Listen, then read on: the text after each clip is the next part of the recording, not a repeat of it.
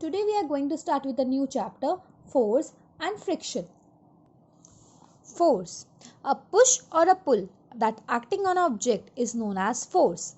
The SI unit of force is Newton, which is denoted by the capital N. There are the following effect of the forces on an object. Number 1. Force can make a stationary object move or making a moving object faster. If some object is at stationary position, or we can say that at rest, force can make that object to move or moving object faster. For example, the football is there. When one player come and kick the football, it moves the stationary object faster, or when one player is kicking the moving ball already, it can move that moving ball moving more faster. Next, the force can slow down or completely stop a moving object. For example, a moving car can be made by stop by applying the brakes. That means we are applying a force. The bicycle can be stopped or slowed down by applying a brake. So in this case, the force can slow down or completely stop the object.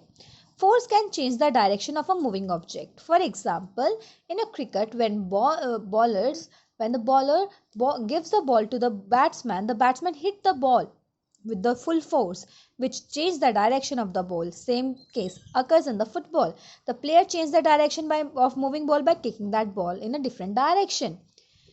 Force can change the shape and size of an object. While making a chapati or while making a dough, we apply the force which can change the shape and size of that dough. Even when you are playing with the clay, by your force, you can change the shape and size of an object.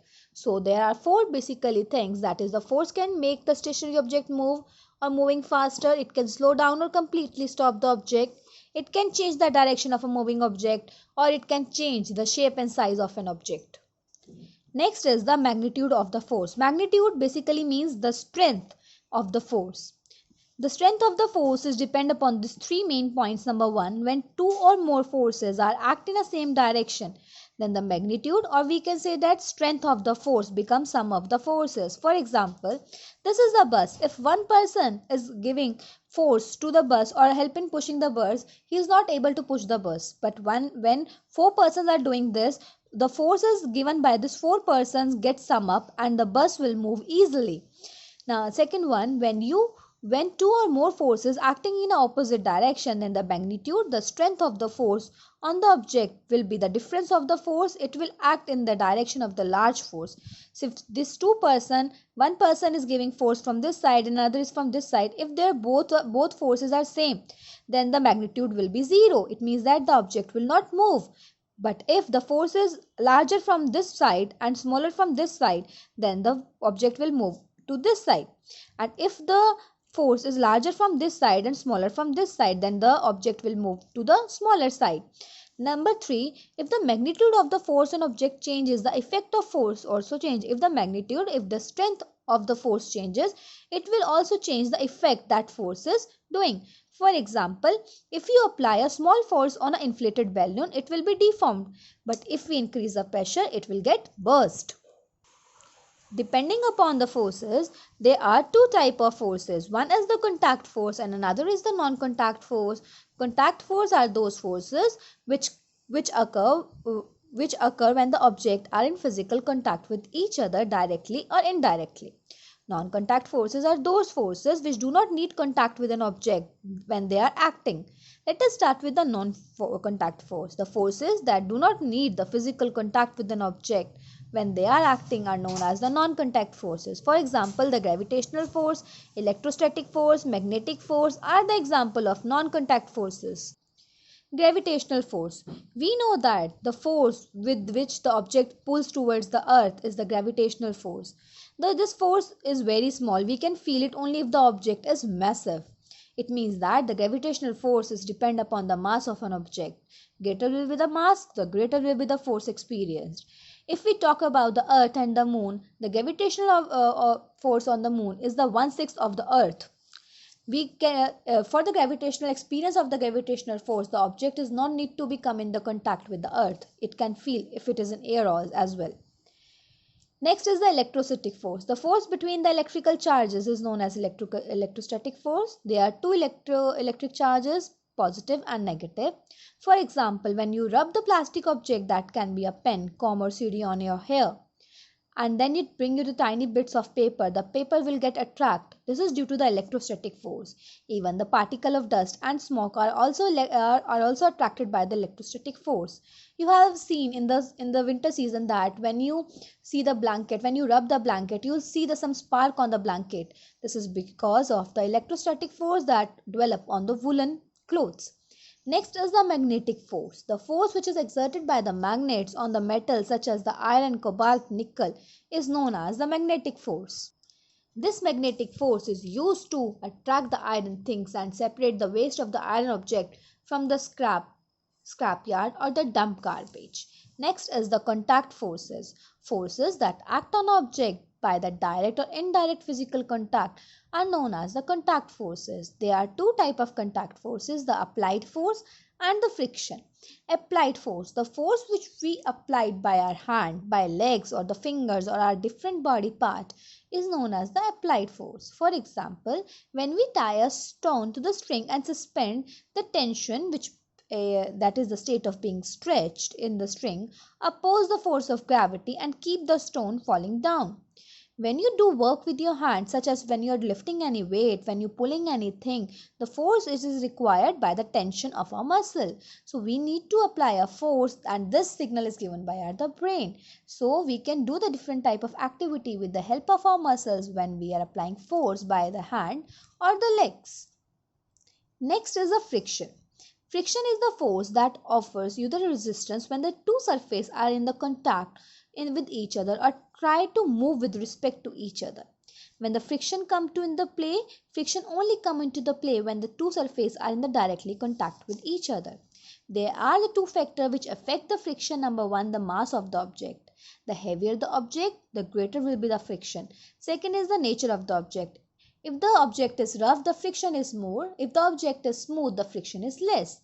There are two types of friction, one static friction and another is the kinetic friction. The friction that holds the stationary object from slipping, that is known as the static friction. For example, when you can stand on the ground without slipping on the slope because of the static friction that is present between the shoe and the surface of the slope. Next, the force of friction that slow down the moving object and eventually bring that object to the stop is known as the kinetic friction. For example, you are sliding a book on a table. When you stop applying the force, the book will come to the stationary position. Eventually, it becomes stop. This is due to the kinetic friction. Now, what are the causes of friction? There are simply the two simple explanations why friction caused. Number one, any surface which can be smooth or rough have lots of irregularity which can seen by the microscope. These irregularities can be defined as the hills and the valleys. When two surfaces slide over each other, because of the motion, the friction occurs. Another theory is that when two surfaces come in the contact with each other, the atom and the molecules present in them due to the electrostatic force, they start attracting each other and slide with each other and start forming the motion due to which the friction occur. Next, there is a two type of friction, sliding friction and rolling friction. The friction which is offered by sliding an object is known as the sliding friction. For example, when you sliding a box on the ground, the friction offered by the rolling an object on a surface is known as a rolling friction. For example, you are rolling a ball on a ground. Next is the motion of object in the fluids.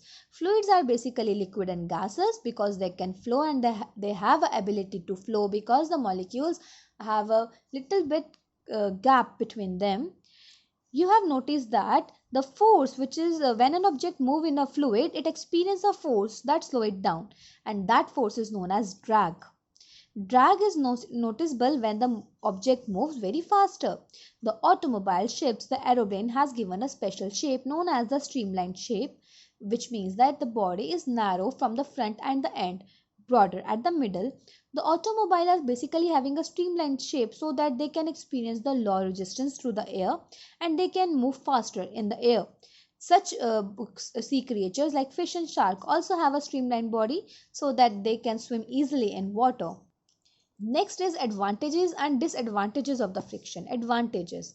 The advantages of friction is that we can walk, we can drive, we can open the door, we can turn the tap, we can write, we can we can use screw and nails by do not slipping them because of the friction. We can sit on the chair without slipping. The bed sheets remain on the bed due to friction. Some disadvantages are also there. Friction causes the moving part of the machinery and the automobiles to heat up, which result in the waste of the energy as well as the fuel, and due to this energy sometimes wear and tear of the moving parts also occur. The method of reducing friction: you can reduce the friction by the two things. Number one, by making the surface smooth, or number two, by using the lubricant or by using the lubrication. If you add the oil or grease between the machinery part, it will reduce the friction and do not causes the energy to waste and fuel. And you can also use the ball bearings. It is an element which is used to reduce the friction. They are the small ball like structure present in the different machinery part. It converts the sliding friction into the rolling friction, and hence the most of the moving part mechanical moves easily, and this result in reducing the friction. Next is method to increase the friction. How can you increase the friction? You can increase the friction number by the two things: by making the surface rough, or number three, by increasing the mass of an object. For example, the tires of the vehicles have lots of treads on it. Why they are having a tread? So that they can cause a friction between the tire and the road, and the sole of the shoes also having a grooves and spikes, so that to increase the friction. Gymnast, while doing the chorus material, apply a chorus material so that the hand get the better grip and it can do the activities much easier. That's it. Thank you and have a nice day.